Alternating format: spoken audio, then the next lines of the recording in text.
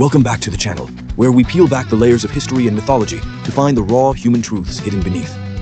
Today, we explore a legend that is as magnificent as it is terrifying. This is not just a fairy tale.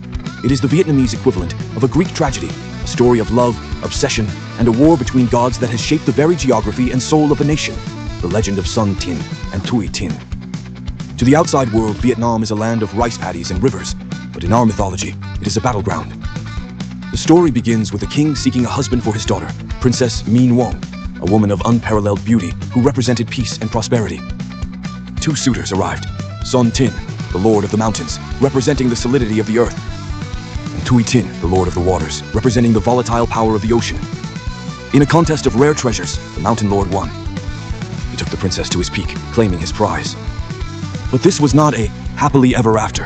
It was the beginning of an eternal nightmare. Thuy Tinh, the water lord, did not accept defeat. His love turned into a dark, possessive rage. If he couldn't have her, he would destroy the world that held her. He summoned typhoons, lashed the land with lightning, and commanded the waters to rise, drowning villages and fields in a desperate attempt to reclaim the woman he desired. Son Tinh did not falter.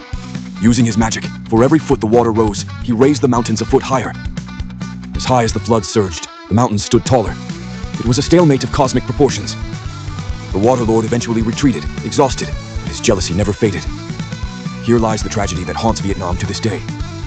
The legend says that every year, the water lord remembers his lost love and returns with vengeance.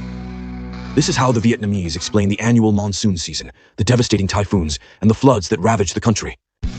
It is the eternal jealousy of a god. But look closer and you see the true victims. This isn't just about two gods fighting over a girl. It is a metaphor for the collateral damage of power. When the powerful fight for possession, it is the common people who suffer. The princess sits safe on her mountain peak, but down below, the farmers lose their homes, their crops, and their lives to the water god's rage.